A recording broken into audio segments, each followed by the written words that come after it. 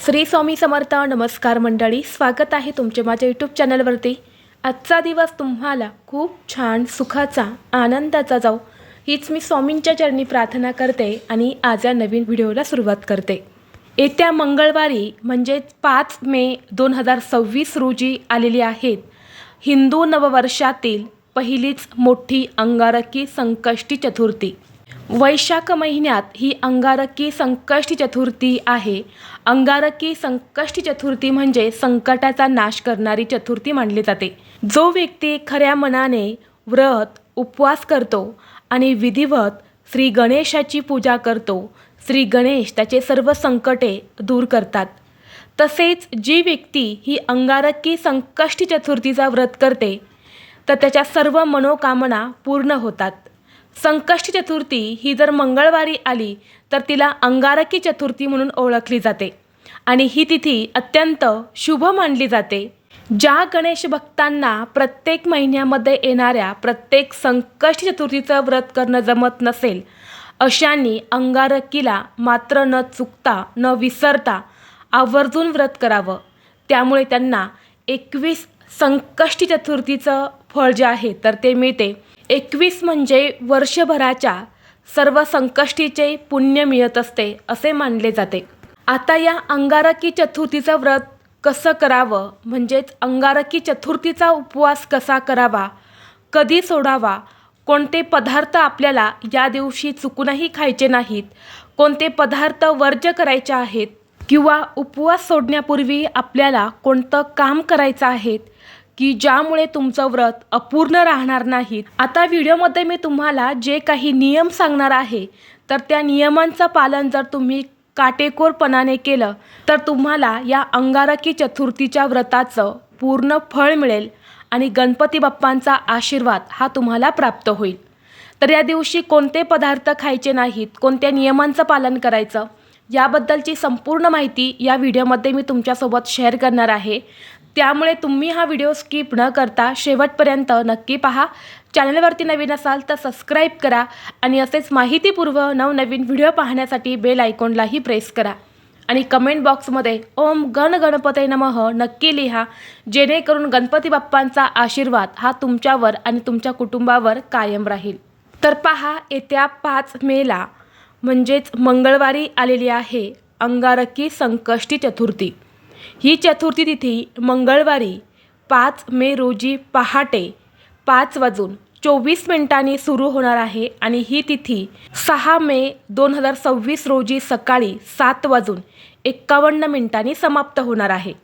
म्हणून अंगारकी चतुर्थीचा उपवास आणि पूजा उदय तिथीनुसार 5 मे मंगळवारी आपल्याला करायचे आहे. अंगारकी चतुर्थीचं व्रत हे खूप जास्त प्रभावी मानलं जातं. ज्यांना कोणाला दर महिन्याची संकष्टी चतुर्थी धरायची असेल तर त्यांनी या दिवसापासून म्हणजेच अंगारकी चतुर्थीपासून तुम्ही धरू शकता. आता आपण पाहणार आहे की अंगारकी चतुर्थीचा उपवास कसा करायचा. तर पहा, अंगारकी चतुर्थीच्या दिवशी तुम्ही पूर्ण दिवसभर उपवास करायचा आहे. मात्र या दिवशी सकाळी लवकर उठून स्वच्छ अंघोळ करून स्वच्छ कपडे परिधान करावे. या दिवशी चुकूनही काळ्या रंगाचे कपडे तुम्हाला परिधान करायचे नाही. त्यानंतर भगवान श्री गणेशाची पूजा करायची आहे, व्रताला सुरुवात करायची आहे आणि या दिवशी तुम्ही व्रत करणार आहे म्हटल्यावरती केस वगैरे धुवू शकता. या दिवशी आपल्याला दिवसभर उपवास करायचा आहे. दिवसभरामध्ये तुम्ही पाणी, दूध, फळे, फळांचा ज्यूस, त्याचबरोबर साबुदाणा किंवा रताळी, वरई ज्याला बऱ्याच ठिकाणी भगरसुद्धा म्हटले जाते, तर हे देखील तुम्ही उपवासाच्या पदार्थामध्ये खाऊ शकता. आता जे काही तुम्ही उपवासाचे पदार्थ बनवणार आहे तर त्यामध्ये शक्यतो सैंधव मिठाचा वापर करावा, कारण उपवासाच्या दिवसात शरीराला सोडियमची गरज ही खूप जास्त असते आणि जी सैंधव मिठामुळे पूर्ण करता येते. त्यामुळे तुम्ही कोणतेही उपवासाचे पदार्थ बनवताना त्यामध्ये शक्यतो समुद्री मीठ न वापरता सैंधव मिठाचा वापर करा. आता त्याचबरोबर बघा, बरेच जण या दिवशी फक्त गोडधोड पदार्थ खाऊन व्रत करतात, कारण अंगारकी चतुर्थीला मीठ किंवा तिखटसुद्धा खाल्ले जात नाही. जर हा नियमसुद्धा तुम्हाला पाळता आला तर आवर्जून पाळा. नाही शक्य झाले तर समुद्री मीठ न वापरता सैंधव मिठाचा वापर करून तुम्ही ते पदार्थ घेऊ शकता. त्याचबरोबर या दिवशी कोणत्याही प्रकारची विकत मिळणारी पेय ज्यूस प्यायचे नाही, कारण या पदार्थांमध्ये आर्टिफिशियल स्वीटनर असतात. तसेच ते फ्रीजमध्ये सुद्धा ठेवलेले असतात. त्याऐवजी आपण कोणतेही घरात बनवलेले उपवासाचे सात्विक पदार्थच घ्यायचे आहेत. किंवा तुम्ही बाहेरून घेणार असेल तर मग तुम्ही नारळ पाणी, खजूर, फळे, दूध अशा काही पदार्थांचा समावेश तुमच्या आहारामध्ये करू शकता. त्याचबरोबर बघा, बऱ्याच भागामध्ये गणपतीच्या व्रतामध्ये वरई म्हणजे भगर खाल्ली जात नाही. जर तुमच्याकडेही हा नियम असेल तर तुम्ही भगर वर्ज्य करू शकता. परंतु जर भगर खाल्ली जात असेल तर त्याचं सेवन तुम्ही करायचं आहे. मात्र या अंगारकी चतुर्थीचा उपवास करताना जमिनीखाली उगवलेले जे पदार्थ आहेत ते खाल्ले जात नाही. उदाहरणार्थ बघा, गाजर, बीट, मुळा, कांदा हे खाण्यास सक्त मनाई आहे. त्याचबरोबर फणससुद्धा खाऊ नये असं सांगितलं आहे. फणस किंवा फणसाची भाजी किंवा फणसापासून बनवलेले कोणतेही पदार्थ या दिवशी तुम्हाला खायचे नाहीत. त्याचबरोबर कोणत्याही उपवासाला मांसाहार आणि मद्यपान पूर्णपणे वर्ज्य सांगितलं गेलं आहे. अशा पवित्र दिवशी आपण आपल्या घरामध्ये किंवा बाहेर जाऊनसुद्धा या दिवशी नॉनव्हेज खायचं नाही. जर आपण या दिवशी उपवास करत नसलो तरीसुद्धा आपल्या घरामध्ये या दिवशी मांसाहार हा बनता कामा नये. जर तुम्ही या दिवशी या चुका केल्या तर गणपती बाप्पा तुमच्यावरती नाराज होतील. मग मांसाहारमध्ये अंडी, चिकन, मटण, मासे हे संपूर्ण पदार्थ तुम्हाला पूर्णपणे वर्ज्य करायचे आहेत. त्याचबरोबर या दिवशी आपण घरामध्ये काही उपवासाचे पदार्थ बनवणार असेल तर त्यामध्ये शक्यतो तुपाचा वापर करावा. सोयाबीनचं तेल असेल किंवा इतर कुठलं तेल असेल तर त्याचा वापर तुम्ही करू नका. आणि तेल जर तुम्ही वापरणार असेल तर शेंगदाणा तेल किंवा सनफ्लावर जे तेल आहे तर ते तुम्ही वापरू शकता. परंतु सोयाबीनचं तेल जे आहे तर ते तुम्हाला अजिबात वापरायचं नाही. जर हे तेल वापरून तुम्ही काही पदार्थ बनवले तर आपलं व्रत जे आहे तर ते अपूर्ण राहू शकतं आणि या व्रताचं फळ देखील तुम्हाला मिळणार नाही. आता जरी तुम्हाला उपवास असेल किंवा नसेल तरीही तुम्हाला हे जे काही पदार्थ सांगितले मी तर ते पूर्णपणे वर्ज्य करायचे आहेत. कारण हा संपूर्ण दिवस पवित्र असतो. या दिवशी आपलं मन, शरीर हे सुद्धा सात्विक आणि पवित्र असणं खूप महत्त्वाचं आहे. अंगारकी चतुर्थीचे व्रत केल्याने आपल्या कुंडलीतील मंगळ ग्रह हा मजबूत होतो. या दिवशी मनोभावे श्री गणेशाची पूजा केली जाते. यामुळे सर्व संकटे, विघ्न दूर होतात, सुख समृद्धी प्राप्त होते. हे विघ्नहर्ता, बुद्धीचे देवता आणि श्री गणेश यांचे व्रत आहे. त्यामुळे ते खूप जास्त प्रभावी मानले जाते. या दिवशी गणेशासोबतच चंद्रदेवतेचीही पूजा करण्याची परंपरा आहे. त्याशिवाय हे व्रत अपूर्ण आहे. अंगारकी चतुर्थीच्या दिवशी चंद्रोदय उशिरा होणार आहे. म्हणजेच 5 मेला रात्री 10:14 हा चंद्रोदय होणार आहे आणि त्याचवेळी आपल्याला चंद्राची पूजा करायची आहे. यानंतर श्री गणेशाची पूजा करून आरती करून मगच आपल्याला उपवास सोडायचा आहे. जर तुम्ही या दिवशी चंद्राची पूजा न करता अगोदरच जर उपवास सोडून दिला तर त्या व्रताचं तुम्हाला कोणतंही फळ मिळणार नाही. त्याच्या पूजेशिवाय हे व्रत अपूर्ण मानले जाते. चंद्रोदयाची वेळ तुम्हाला पाहून घ्यायची आहे, कारण प्रत्येक शहरानुसार चंद्रोदयाची वेळ जी आहे तर ती मागे पुढे राहू शकते. त्यामुळे तुमच्याकडे जे पण कॅलेंडर आहे तर तिथे तुम्हाला चंद्रोदयाची वेळ पाहून घ्यायची आहे. यानंतर तुम्हाला चंद्राची पूजा करायची आहे.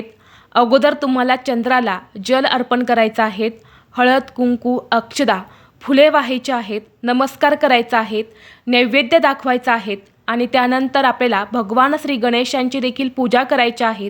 धूप, दीप, नैवेद्य दाखवायचा आहेत, गणपती बाप्पांची आरती करायची आहेत आणि यानंतर तुम्हाला हे व्रत जे आहे तर ते सोडायचं आहे. आता बरेच जण या दिवशी गणपती बाप्पांना नैवेद्य दाखवत असताना बघा, आपण सकाळी मोदक बनवत असतो, संध्याकाळीसुद्धा गणपती बाप्पांना नैवेद्य अर्पण करत असतो. तर त्यामध्ये शक्यतो तुळशीचा वापर आपण करत असतो, परंतु हे पूर्णपणे चुकीचं आहे. कारण असं म्हटलं जातं की तुळशीपत्राशिवाय देवी देवता नैवेद्य ग्रहण करत नाही. हे अगदीच बरोबर आहे, परंतु गणपती बाप्पांच्या पूजेमध्ये तुळशीपत्र हे पूर्णपणे वर्ज्य आहे. गणपती बाप्पांच्या पूजेमध्ये तुळशीचा वापर केला जात नाही. म्हणून तुम्हाला या दिवशी तुळशीचा वापर जो आहे तर तो अजिबात करायचा नाही. तसेच संध्याकाळी तुम्ही उपवास सोडण्यासाठी जे काही पदार्थ बनवणार आहे तर त्यामध्ये कांदा लसूण शक्यतो तुम्ही वापरू नका. कारण कांदा आणि लसूण हे तामसिक पदार्थ मानले जातात. त्यामुळे या दिवशी आपण सुद्धा जे अन्न ग्रहण करणार आहे, उपवास सोडणार आहे, त्या पदार्थांमध्ये सुद्धा तुम्हाला किंवा नैवेद्यामध्ये सुद्धा शक्यतो कांदा आणि लसूणचा वापर तुम्ही अजिबात करू नका. या दिवशी आपल्याला सात्विक अन्नपदार्थ जे आहे तर ते खायचे आहे, जसे की वरण भात, तूप, भाजी, चपाती अशा प्रकारचे अन्न तुम्ही ग्रहण करू शकता. या दिवशी तुम्हाला गणपती बाप्पांना 21 मोदकाचा नैवेद्य दाखवायला अजिबात विसरायचं नाही. 21 नाही जमलं तर 5 किंवा 7 या संख्येमध्ये तुम्ही गणपती बाप्पांना मोदकाचा नैवेद्य जो आहे तो दाखवू शकतात.